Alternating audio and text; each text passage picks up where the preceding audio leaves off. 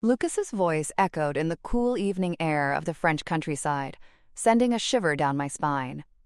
"Come on, Hannah. Let's see how smart you really are," he said, with a mix of laughter and mockery. The door slammed shut, the car's engine roared to life, and in that moment my heart nearly jumped out of my chest. As the car's taillights snaked away down the narrow stone street, something inside me shattered forever. All that remained was the rising dust, the fading hum of the engine, and the words spinning in my head. "He's joking.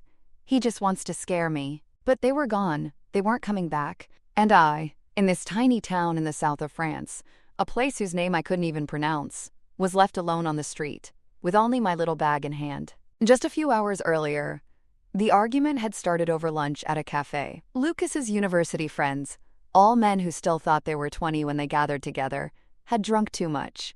To them, I was always the controlling and serious wife of Lucas. That day, as Lucas tried for his fourth drink, I had simply said, "Maybe you should take a break." At that moment, everyone's eyes were on me. Emile quickly jumped in and said, "Ah, Hannah, always ruining the party," followed by laughter. I stood up. I couldn't take it anymore. I suggested walking from hotel to hotel, and Lucas followed me out. But as soon as he stepped outside, his expression changed. He was drunk, but his words were clear. "Your passport is in your bag, right? Great. Then you'll figure it out. You always do." He turned his back and got into the car. It was in that moment that I met the true face of our relationship. I was left standing on the street. Still holding on to some hope, I waited for him to turn the corner and come back, to tell me it was all just a joke. Minutes passed, then an hour, then another hour. French families were eating dinner at the outdoor tables of cafes, children were running around. But I, there on the curb, was watching my life pass by. I took out my phone and called Lucas. No answer. I texted him. Sent. Read. But no reply. That evening I counted how much money I had. 73 euros. A plane ticket to America? Out of the question. The cheapest hotel? Only for one night. My credit cards? In Lucas's wallet. Because, during this trip, he had said, "I'll carry them, you don't need to worry." They didn't fit in my little bag. And now, that wallet and everything inside it was miles away. In an unfamiliar country, surrounded by an unfamiliar language, I was all alone. Later that night, I found a small guest house above a bakery run by an old woman. She didn't speak a word of English, but she saw the confusion in my eyes. The room was small, old. The bed creaked. The windows shook in the wind. But that night, it felt like a fortress to me. At least I had a door, one that closed tightly. I couldn't sleep until morning. Phone in hand, I called Lucas over and over again. 21 calls, all unanswered. Then I tried his friends, Emile, Jonathan, David. None of them picked up. A few minutes later, I realized they had all blocked me. I sat on the edge of the bed. My hands were shaking. My heart felt like it was going to burst from my chest. This had to be a mistake.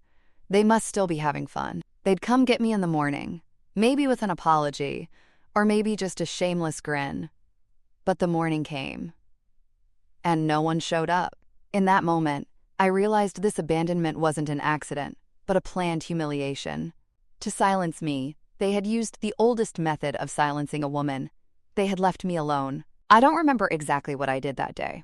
I just remember walking, sitting aimlessly in local cafes, frantically trying to tell people Lucas's name. No one understood. No one could help. The only thought spinning in my head was, I loved this man. I married this man. And this man left me on this street, all alone. On the second day, when my stomach growled, I bought a slice of bread. The old man at the cafe offered me an espresso. He didn't speak English, but he nodded as he listened. Then he pointed me in the direction of the police station. It was a small stone building. The officer took my statement, but the only thing I understood from what he said was that these things happened from time to time. A file was opened. But there was nothing that could save me. That evening, as I watched the dim light from the street lamp filtering through the old white curtains, I made a decision. Lucas wasn't coming back. And I wouldn't wait for him. This small town would swallow me whole if I didn't draw my own line. The next morning, as I took my ring out of the jeweler's display, My hands were trembling. The little diamond he gave me in our first year of marriage 10 years ago, the stone he upgraded on our 5th anniversary, it would no longer serve me. It would only be enough for a bus ticket. At the bus stop in town, I looked at the digital screen. Marseille. Nice. Then other stops. Maybe the other end of France. Maybe a border. Maybe a brand new beginning. Just somewhere Lucas wouldn't call me. Or find me. And as I boarded the first bus that pulled away from the cobblestone streets, a new thought was born inside me. Maybe this isn't the end. Maybe, for the first time, I'm truly starting. As the bus made its way along the rural roads of southern France, I rested my head against the foggy window. Inside the bus, the night was silent. Everyone was either sleeping or lost in their thoughts. But me, I was unconsciously drifting away from the wreckage of a broken life. When I got off in Marseille, the sky hadn't yet lightened. The city was asleep, but inside me, for the first time, something stirred. After a few hours of waiting, I boarded another bus. Where to? I simply told the woman at the counter the name of a tiny seaside village marked in the smallest font on the map. It felt like the farther I went, the more I could forget. After a 20-hour journey, I arrived in a village near the coast, one that wasn't even mentioned on tourist maps. Thin roads, a small square, stone houses, and the scent of salt water in the air.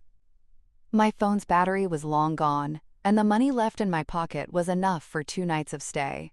On the morning of the 3rd day, not knowing what else to do, I started walking outside the village, my sandals cutting into my feet.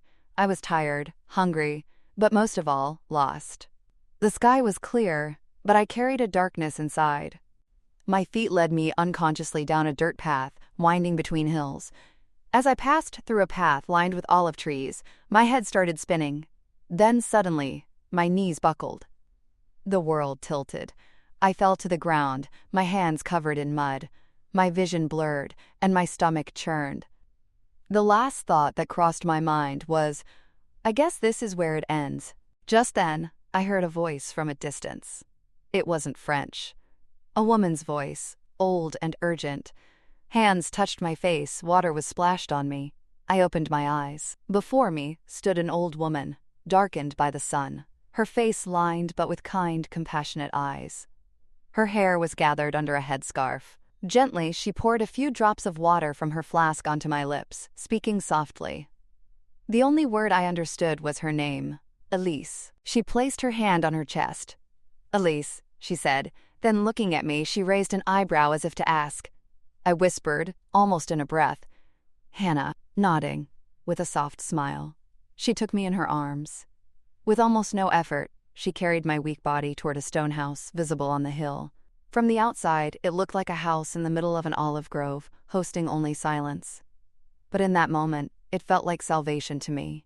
When we entered the small kitchen surrounded by stone walls, the smell of thyme and olive oil filled the air, taking me back to my childhood for a brief moment. Elise sat me down on a wooden chair and held my hands. I realized then, she was old but strong. She understood what I was going through, not from my words but from my state. The kettle whistled, and she placed a bowl of soup in front of me. The aroma of the soup warmed me, but it wasn't just my mouth it touched. It reached my heart. That evening, words weren't needed. It was the touch that spoke. There was no common language between Elise and me, but our pains were understood. I saw a familiar emptiness in her eyes, as if she had lost someone before me. I didn't understand it immediately, but that night, in that stone house, I found shelter, a feeling of being embraced in the silence. In the room she showed me to sleep in, there was an old but clean bed. A handmade quilt lay on it, tulle curtains at the window, and a piece that seemed untouched by time. Exhausted, I lay down. The last thought before I fell asleep wasn't whether Lucas would come back. For the first time, I was going to bed without thinking of him. It felt like the focus of my life was slowly shifting. The next morning, I was surprised by something in the kitchen.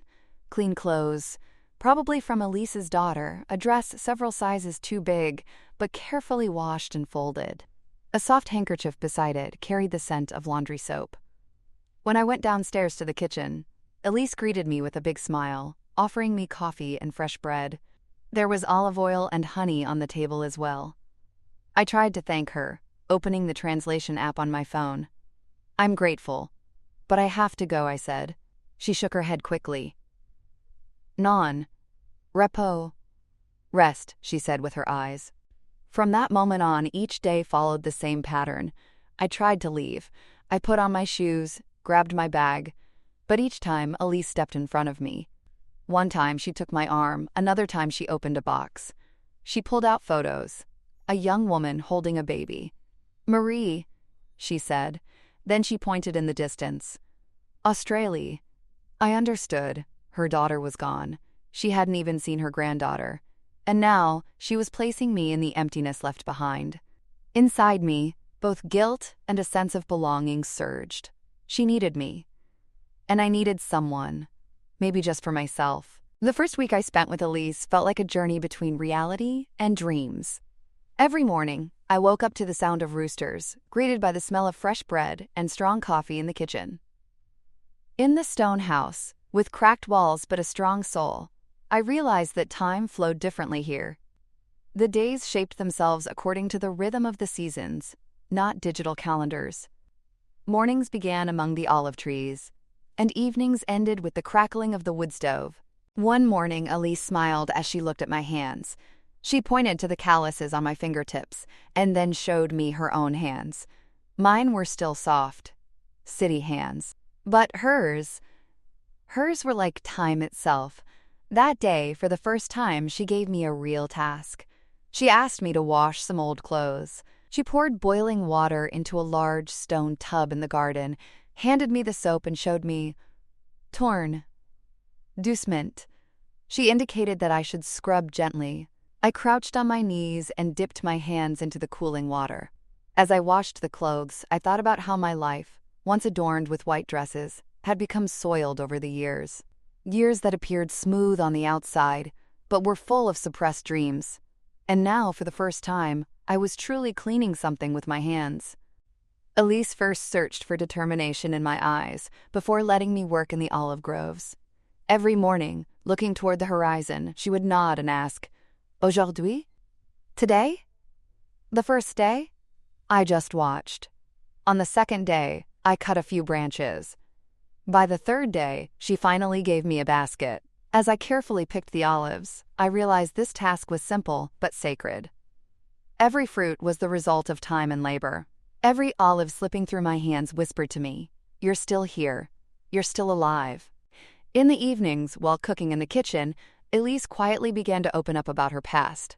She pulled out photos and shared memories. Marie had gone to Australia at a young age. In the early years, letters came, but then they stopped. When Elise read the letters to me, as someone who didn't speak French, I could only see the letters. But in her eyes, I understood how precious each line was. Marie had never returned. Instead, I was here now. At first, I thought I was filling a void. But over time, I realized Elise had accepted me not as a substitute, but as a real person. As time passed, I became just as connected to her. While she was planting the seeds of a new life for me, I silently offered her the story of my past, born from the wreckage. My French was limited to a few words, but the bond between us was beyond words. Every evening, while stirring the soup, I would hold the spoon, and Elise would add the spices. Every morning, while I collected olives, she would point to the dry ones on the branch and say, "Pas bon." She was teaching me to pick out the bad ones. Just like in life, one day I found a dusty old computer in a corner of the house. It wouldn't turn on.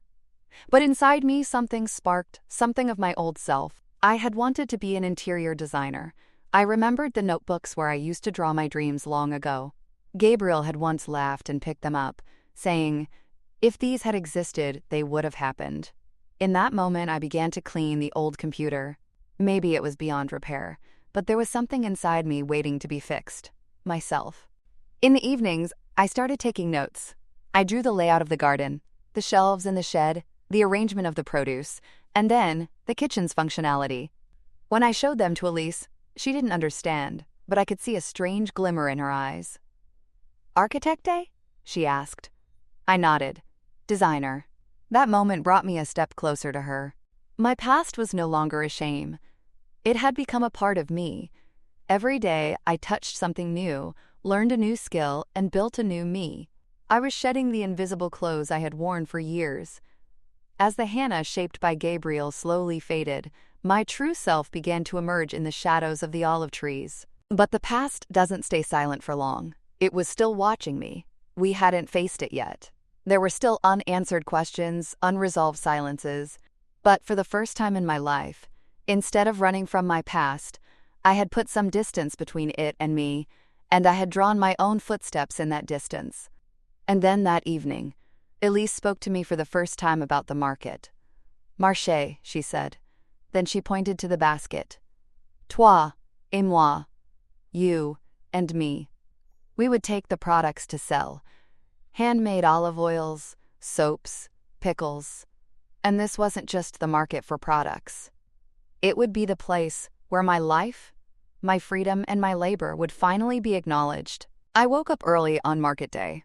Elise had already started working in the kitchen. The coolness of the air had settled inside the stone house, but in the kitchen, I felt safe amidst the smell of rising bread dough and the hot steam from freshly brewed coffee. Today was special. For the first time, everything I had worked so hard on for the past 3 months would be seen by others. Fear, excitement, a shy pride. They all mixed together. I put on a white sweater that Elise had knitted, paired it with a linen skirt given to me by a neighbor from the village. The reflection in the mirror was a woman I didn't recognize, but this unfamiliar version of myself felt like it belonged to me. A faint smile played on my lips. I used to reserve that smile only for Gabriel. Now, I carried it for myself. We drove to the village market in the truck. Elise had a small stall. She spread an old cloth over it, and on the glass bottles we placed, golden olive oils shimmered. Beside them were soaps, dried tomatoes, homemade lemon jams, but my hands, my heart, were only focused on the oil bottles. They were no longer just Elise's. They were my labor too. I had weighed each one, turned them in the sun, and carried them. When the first customer came, I couldn't speak. Words caught in my throat. But Elise smiled and pushed me forward. "Parle," she said. "Speak." My French was still limited, but it was enough. "Bonjour, huile d'olive." "Fait maison," I said. The woman's face lit up, and she took a bottle. Then another came, then a group of tourists. When someone who spoke English appeared, I opened up even more. I explained how we picked the olives, how we pressed them. I proudly shared everything I had learned. For the first time, I wasn't speaking as someone's wife or someone's shadow.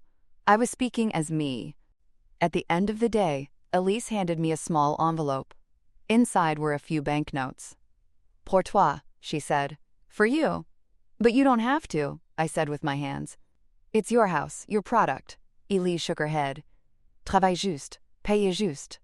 Fair work, fair pay. That evening, as I tucked the little envelope under my pillow, I was filled with a feeling I hadn't experienced in years. Independence. That night, I couldn't sleep. I opened my laptop beside my bed. It took a few minutes to log into my Gmail account. I entered my password wrong twice. And then, hundreds of unread messages.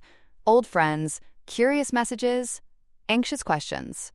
The most noticeable was an email from an old coworker titled, "Opportunity, Remote Design Support for Sustainable Buildings." I read it. It had been offered to me. It was still valid. My eyes filled with tears. What Gabriel had called a hobby for so many years was now a reality in front of me. But there was another email. From Gabriel Davis. Subject: I found you. My breath caught. My hands trembled as I clicked on it. There were a few sentences inside. "Hannah, it took me a while to find you, but I did. This game you're playing is over. It's time to come home. My flight arrives in Marseille on Friday. Be ready. We'll end this nonsense." Each of those sentences echoed the pressure that had been building on me for years. But this time, that voice didn't penetrate me. It wasn't fear that rose within me, but anger. Gabriel still saw me as an item to be reclaimed, not as a woman who could make her own decisions. The next morning, I told Elise everything. My French wasn't enough. My tears spoke for me. She listened, held my hands. Then she opened a small drawer and pulled out an envelope. Documents. A notarized partnership agreement. My name was written on it. Un tiers partenaire. A third partner. She looked at me and said, Maintenant, ce n'est pas demain. Now it's not just the future. It's yours too. In that moment, I realized that what we had built wasn't just a business partnership, but a partnership in fate. Gabriel didn't know what he was about to face. The old Hannah, the one who lived in the shadow of the past, was no longer there. In her place was a woman who had drawn her own path, a woman whose footsteps were now real. And that woman wasn't just surviving anymore.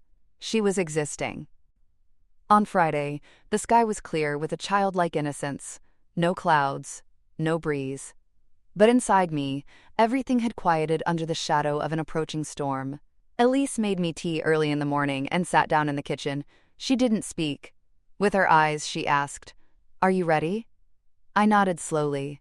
Everything was ready now. The tomatoes from yesterday had been sliced, coffee was on the table, and the laundry in the garden was drying.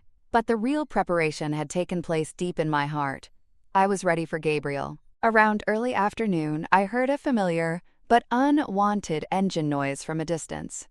It was as though my old life in Boston was driving up the hill toward the stone house. A shiny gray car, too urban for the dusty path. Gabriel behind the wheel, his hair neatly styled as usual, sunglasses on, expensive linen shirt. But inside all that elegance, there was that familiar look, superiority and possession. He slowly opened the car door. His eyes scanned the stone walls, the vine-covered trellis, the olive trees. His face wrinkled. This place wasn't his world. When he first saw me, a strange hesitation crossed his face. His eyes roamed over me. My earth-stained hands, sun-kissed arms, hair tied up in a bun. The woman he knew was not there. "Hannah, my God, what happened to you?" he said with a tone of disapproval and surprise. In my past life, that tone would have shamed me. Now, I just let out a quiet laugh inside. "Life happened," I said. "Maybe it started after you left." He smiled, stepping forward with his fake warmth. "Look, everything got out of hand. We were emotional, you and me. Leaving you was a mistake. I was drunk. But now, it's time to go home. This game is over. A game." To him, everything I had lived through was a temporary excess, a deviation that wasn't real. Like some kind of emotional episode. But in the midst of that episode, I had found a real woman. "This is my home now, Gabriel," I said, leaning against the stone wall behind me. "And I'm not the woman you left." Gabriel's face stiffened. His familiar order had been disturbed. "You're not taking this seriously, are you?" "Hannah, our house in Boston is still there. People are asking where you are. My clients, my partners, everyone is asking about you, even my family. They're worried about me? Or are they asking because I represented you in their eyes?" I said, looking him in the eye. "I have to confess something. I never missed that life." He couldn't respond. The silence was like a collision. Just then, Elise came out of the door, holding an envelope. Inside were the notarized partnership documents. The few words she muttered in French were things Gabriel couldn't understand, but her attitude and gaze were clear enough. "This woman is part of our family." I handed the envelope to Gabriel. "I'm now a partner in this house, this land, and this work. I didn't just seek refuge here. I started living here." Gabriel cleared his throat. His voice changed. He was no longer defensive, but attacking. "How much of this is real, Hannah? How many weeks more until you see the dream house you built with your own hands crumble after your hands got dirty with the earth? This poverty, this deprivation, this backwardness. These are not for you. You're an interior designer. You're a society woman. You—" "I'm silent," I said. With that word, Gabriel's face turned icy. "I've been silent for 10 years. About my dreams. About my friends. Even about my name. With you, I could only be your wife. But not anymore." The second envelope I handed him this time contained divorce papers. Katerina, the village lawyer, had prepared the documents in 2 languages. Each page was a manifesto of freedom. "If you sign these papers, we'll part ways as 2 adults. If you don't, It'll still be the same. I'm staying here, Gabriel. You're leaving. There was something I recognized in Gabriel's eyes at that moment. It wasn't the fear of losing me. It was the fear of losing control. The fear of losing the power to dominate me. Not me as a person. He paused for a moment. Then, gritting his teeth, he said, "So you're going to do this? You're going to erase everything?" "No," I said. "I'm going to rewrite everything from the beginning." At that moment, Elise came up to us quietly. She placed her hand on my shoulder. Between us, it wasn't words, but bonds that spoke. Gabriel saw it. He understood. I wasn't alone here, and for the first time, he took a step back. "I'll leave," he said in a low voice. "But you'll regret this." "Maybe. But that regret will be mine. At least, it will be a regret I chose." He got in his car. The engine roared to life. The dusty path was left with only one trace. But that trace was now a thing of the past. That evening, Elise and I checked the olive oils. We arranged them on the shelves. Then, we sat on the porch. I had the divorce papers in my hand, and she had her knitting. The sky was so calm that I felt even the storm inside me had healed. I wasn't just surviving anymore. I was living. As the sound of Gabriel's car engine echoed while climbing the hill, it disappeared the same way on the way back. That dusty path was no longer just a road. It had become a dividing line. My life had split in two with Gabriel's departure. The old Hannah, and now the woman born in the earth. The labor, the silence, and the self. Me. The next morning when I woke up, the sky was bluer, the olive grove greener. This difference wasn't in the world, it was in me. That morning, Elise gave me a new calendar. She had marked the tasks to be done by Sunday market. But now, the work was no longer just about selling and moving things. She handed me the notebooks. "The accounts, the order records." "I trust you," she said, without speaking a word of French, but with it clear in her eyes. In that moment, I understood. She wasn't just giving me a room or a job. She was giving me a responsibility. That day, for the first time in the village, someone called me neighbor. Pierre, the baker's wife, came up to me at the market and invited me for coffee. The conversation was difficult. My French was still flawed. But I wasn't afraid. I was no longer speaking with words. I was speaking with my presence. And this village, this land, this silence, no longer felt foreign. It felt like I belonged. Weeks later, I opened my computer again. My old coworker was still waiting. Remote support was needed for sustainable architecture projects. I accepted. Every morning, I woke up at 5, went out to the garden, took a short break for online meetings around noon, and then went back to the shelves. The children in the village started calling me Madame Architect. How strange. Gabriel had belittled that passion, calling it useless, and now it was building a bridge between two worlds for me. As the olive harvest approached, Elise and I grew even closer. Everything she had taught me was now finding its own language in my hands. Walking among the olive trees, I crouched by one and scooped up some earth.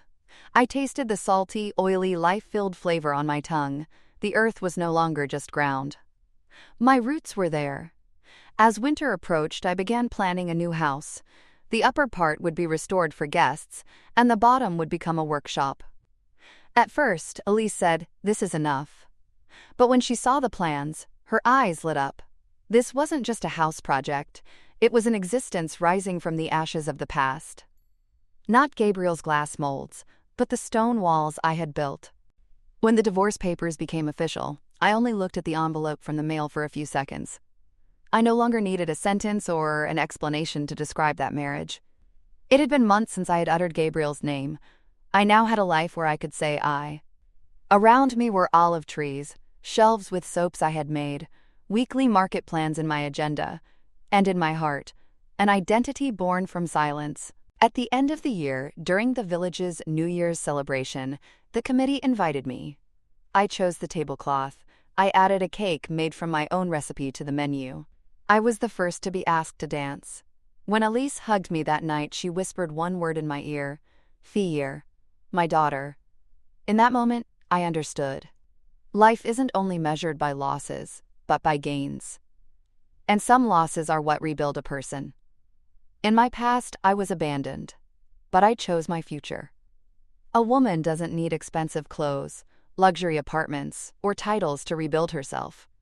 She just needs a little courage, a handful of soil, and a place to take root. I found my place. I'm not just breathing anymore. I'm living. Sometimes, life offers a second chance in the most unexpected places.